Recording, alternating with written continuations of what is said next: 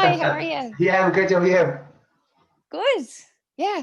Oh, wicked. I just had to say, obviously, thanks for coming on today.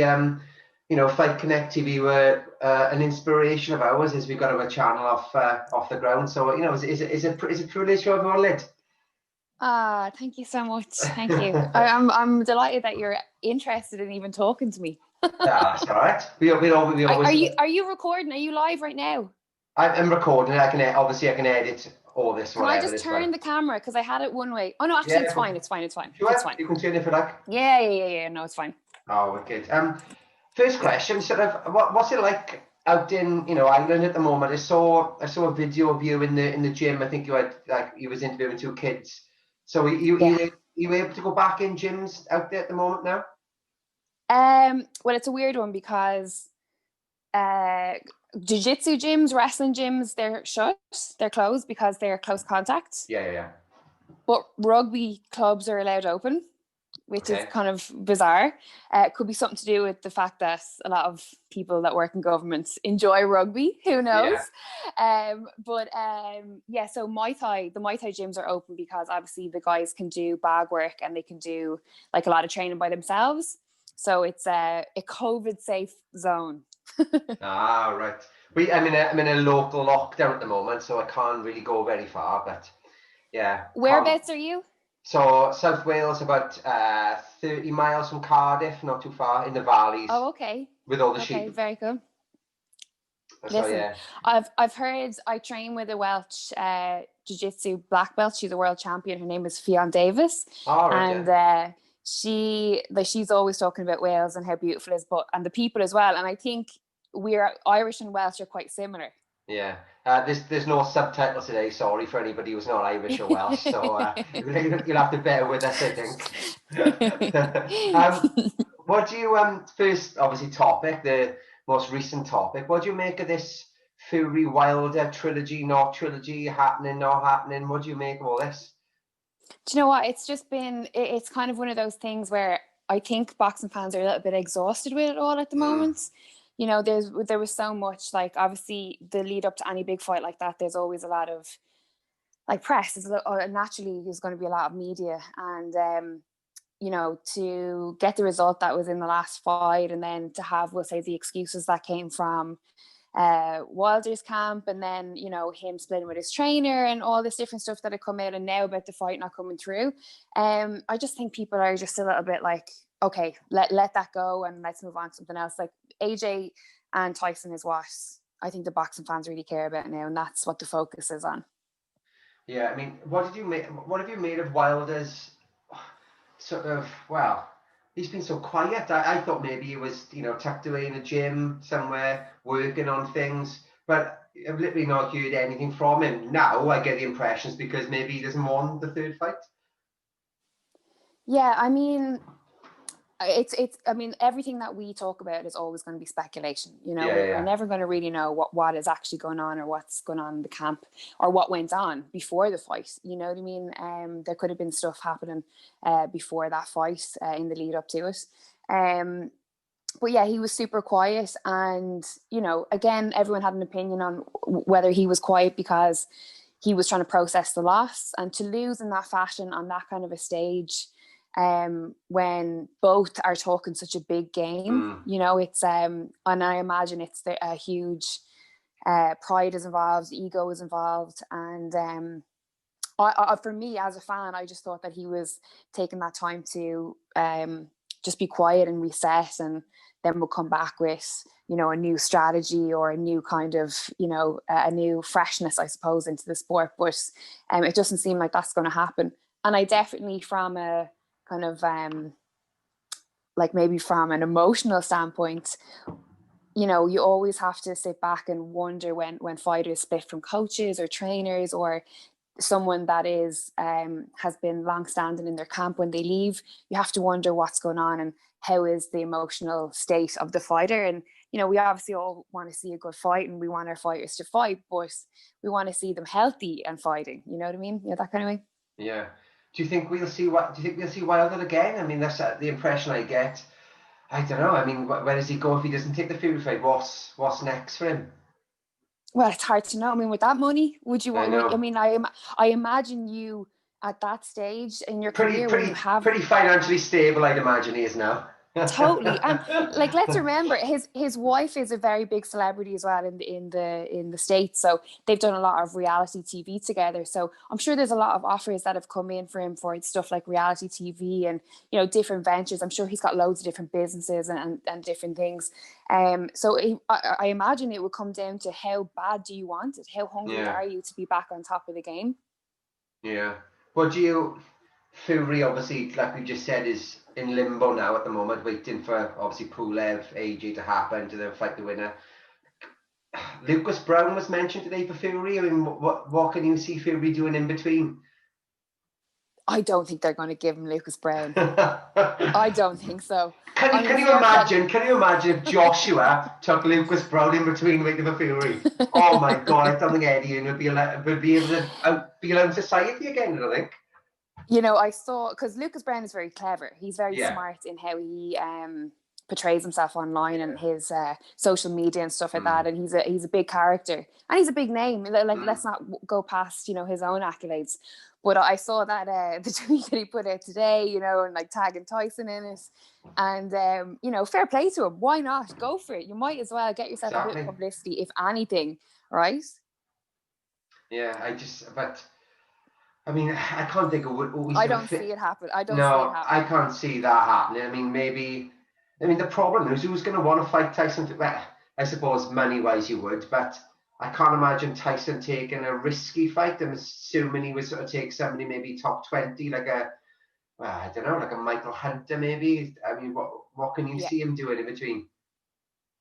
I mean, to be honest, it's kind of working in the sport has sort of ruined the fantasy of who fights who, Yeah. because you kind of know how things work, and they're not just going to throw him in with anybody, or No. they might throw him in with just a name, someone to just tie him over to get him out by the end of the year. Frank Warren obviously has come out to say that, he's definitely going to be out by the end of the year, or he definitely wants to be out. And he's definitely fit. It seems like he hasn't left the gym and he hasn't gotten himself out of shape. He's just kept on with a positive mindset since the last Wilder fight. But again, like, who is there? I think A lot of people are tied up heavyweight. as well when you think about it. I mean, Usyk's tied up with Chisora, Joyce and Dubois are tied up, AJ and Pulev are tied up. Is Povetkin and Exactly. White are tied up? You can't do that. So I mean, what's he left with? This is it, and as well, when we look at, like, obviously with AJ, that's definitely not going to happen that year. No. We can cross that off the list, right? If it happens next year, that will be a blessing. But like you say, everyone else is tied up, and you have to have a bigger name than Usyk, Chisora, then Povetkin, White too. There has to, and even now Dave Allen with Hammer. Do you know what I mean? And obviously people have eyes on Fabio Wardley. What's he's going to do next with Babbage, Tom Little? Is that going to come together? So there's a lot going on in the heavyweight division at the moment. So it needs to be someone that essentially is a good fight. It needs to be someone who's not that much of a threat. And also it needs to be somebody who brings more attention than, say, White, Povetkin too. Yeah, maybe Andy Ruiz. He's not done much in a while, has he?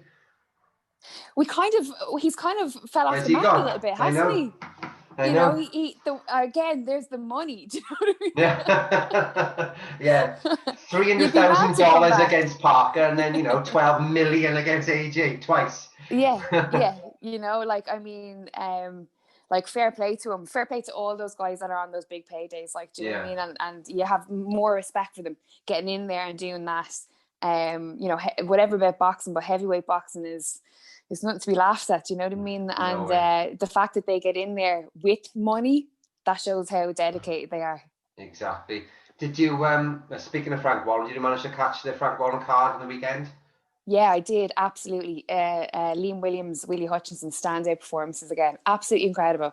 Yeah. I said I'd done a Q&A on my Instagram, and loads of people, obviously, it's just after watching the fight, and I put up stuff that I was at home and watching it. And lots of people asking about them. And it's such an exciting time for boxing anyway. Yeah. But with the two of them, they're so different. They're so different in terms of personality and character, and also their fight styles and how they perform. But I think everyone knows now, if there's a card with Liam Williams on, if there's a card with Willie Hutchinson on, you know, we're tuning in, because it's going to be fireworks. It's going to be an exciting fight, you know. So it's a good time. And I have to say, I'm loving these, you know, I'm loving these 50-50 fights. I'm loving this no audience. I'm loving these cards being on. Obviously, I'd like to get back to work, but it's I'm grateful that we have something. You know what I mean? Definitely. I found that Liam Williams fight quite bizarre. I mean, obviously it was that nasty cut, and as soon as I think Liam sort of felt blood, he just went berserk. It was a game over. It was quite a weird knockdown as well, wasn't it? It was so strange, and it was almost like as if he was in a little bit of shock. Yeah. You know, and I think he didn't expect Liam to rush him like that. I don't know whether he thought maybe that the ref was going to step in, or there was some, but he looked shocked. Now, there is an argument there that, you know, if the fight was to go on for an extra round or two, you know, what would have happened? I don't think. No, it would have been stopped, head clash or not, he wasn't going to come out of that first round, you know. But what do I know? It's a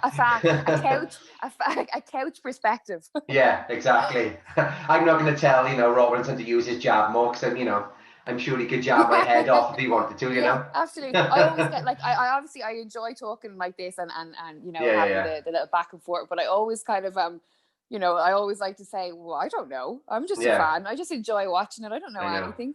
It's easy for me to tell, you know, Cristiano Ronaldo to pass the ball a bit better, but you know, do you know what I mean? Yeah. Oh, Ronaldo, he's shite. He played shite today. That was a rubbish pass, Cristiano. I would have done this that time. I know, easier said than done. I know.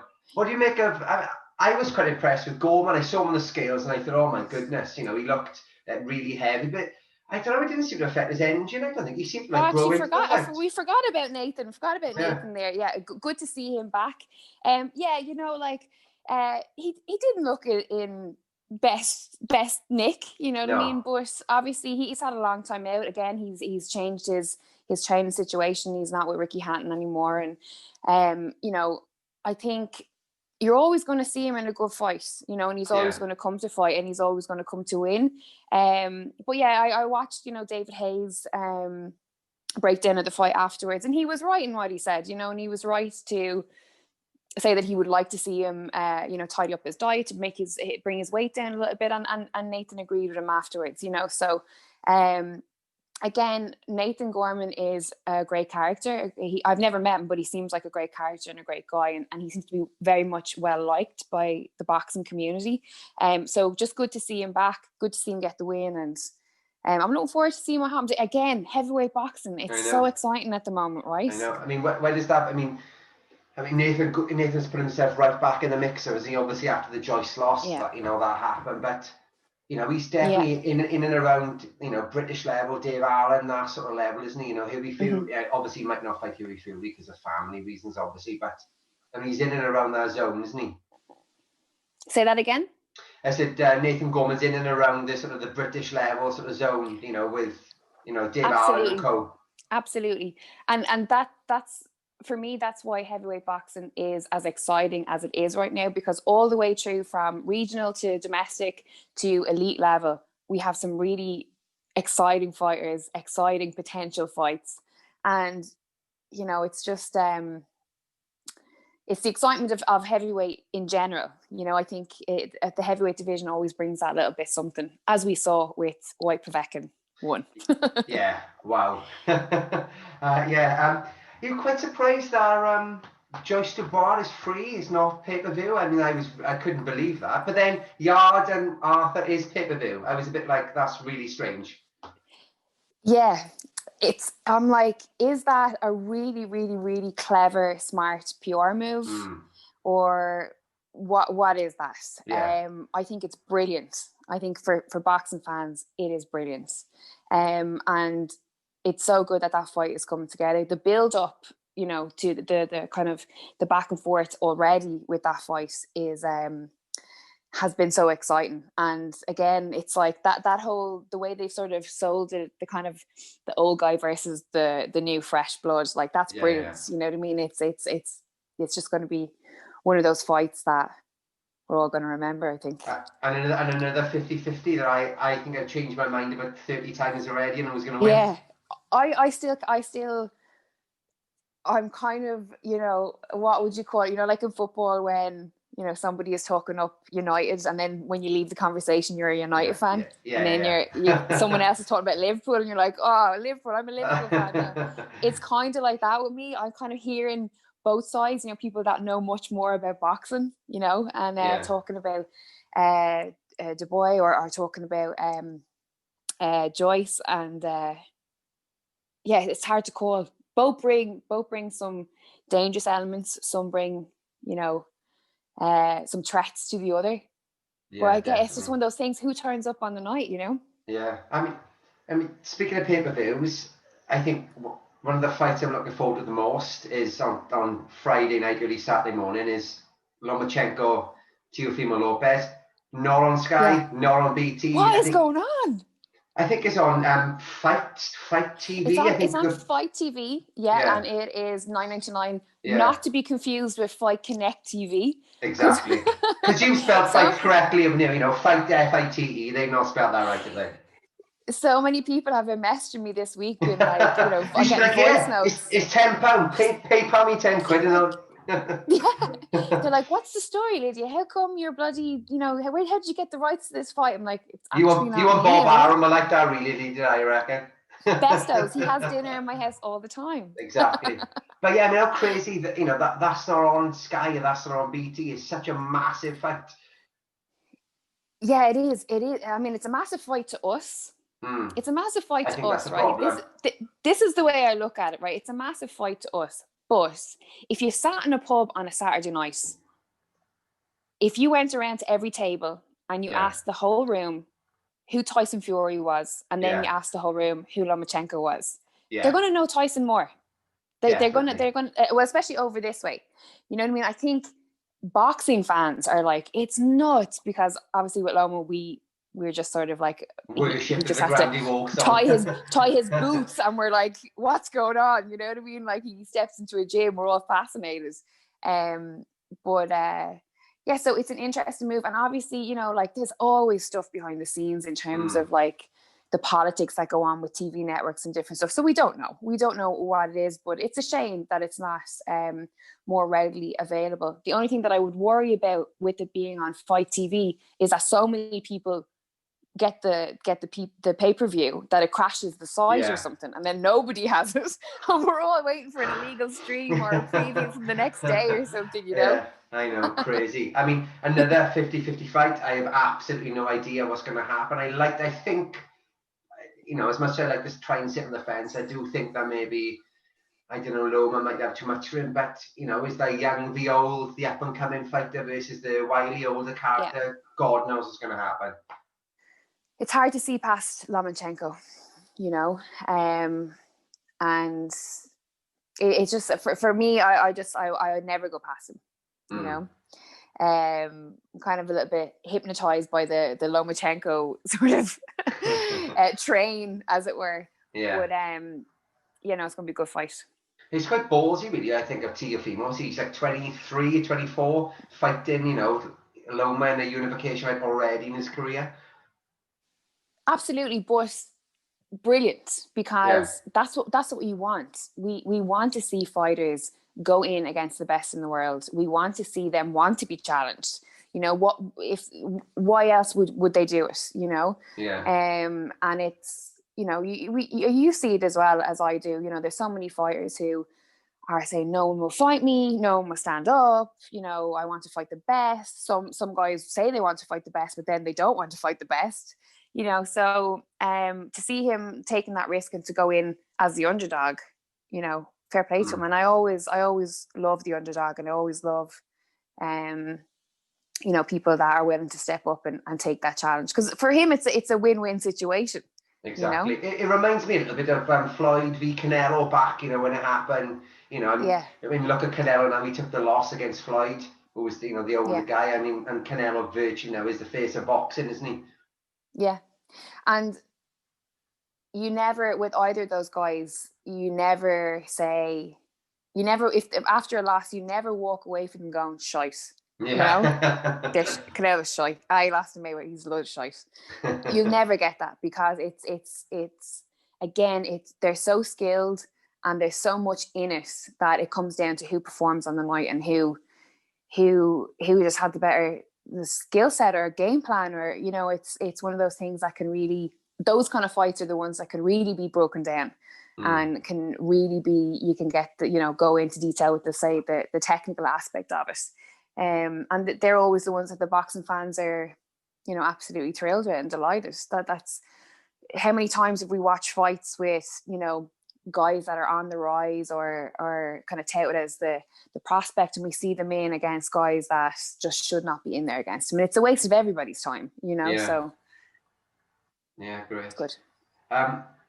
Before I let you go, have you ever been, obviously you spoke to a lot of boxers, I think I know the answer to the question, have you ever been properly starstruck by anybody? I'm going to say Conor McGregor, I think you were starstruck by him, is that right? Yeah, well, with Conor, I like when I interviewed Conor, it was a couple of years ago. I was more nervous at the fact that he said yeah, because I met him so many times and I'd be like, Conor, please, can I do an interview? And he'd be like, no, Lydia, I have to go, I'm busy, I'll get you again. And it was always a get you again, you know, and I knew he meant it. Yeah. And then the night that we were at the National Boxing Stadium in Dublin, and he came in, and I was like, oh my God, I was like, can we do an interview? And he said, yeah. And I was so freaked that he said yeah at that moment, because he had just lost to Nate Diaz, and it was his first loss. And he had refused interviews up until that point. So he'd done no interviews with the UFC. He'd done no interviews with any press. He hadn't spoke to anyone. And I was getting the exclusive, basically the first word with Conor McGregor after his first loss in the UFC to Nate Diaz. So I was thinking about the volume of interest that it would get. Yeah. And at that time, this is like a couple of years ago, and I was, you know, I'd like to think I've improved at my interview technique. But I don't really get starstruck, you know. But I will say I don't get starstruck in interviews. But again, I was at the National Boxing Stadium for I think it was like an elite final or something, or maybe it wasn't, because Chris Blaney was fighting. Because Chris Blaney is managed and trained by Ricky Hatton. All right, yeah. And I was filming. So when I film, I do post-fight interviews, but I also do, like, you know, kind of backstage or ringside, and I kind of do vlogs and things. So it's kind of really interactive.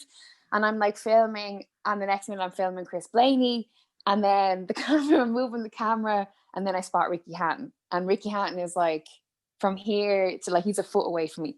And when I was growing up, I used to sit with my granddad, with my dad, and Ricky Hatton, Frank Bruno, and Prince Nazim were icons to me. I didn't even understand boxing. I just knew them as three men who were on the TV, and like there was the lights and the cameras and all this commotion, and I just grew up being fascinated by them.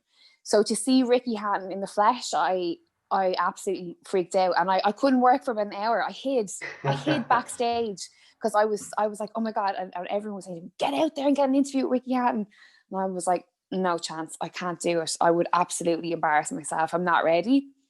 So if I ever meet Ricky Hatton and I get the opportunity to interview him, I probably will be very starstruck. So you'll have to come back and ask me that again.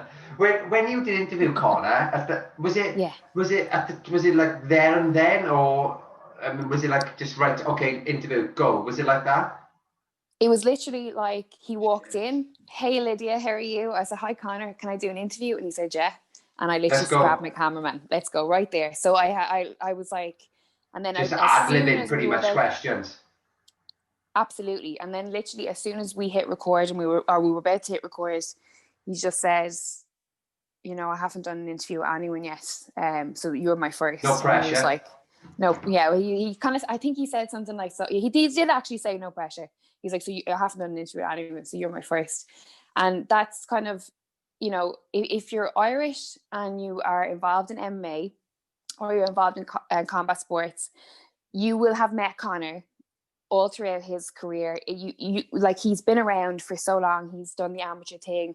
You know, when MMA was starting out, he was at all the shows, and he has been a massive advocate for Irish MMA and Irish combat sports. And he has continued to support, you know, not only his teammates, but the community in different ways. Yeah. So he knew, you know, he knew that by How giving much of a me big that deal it was for interview, you?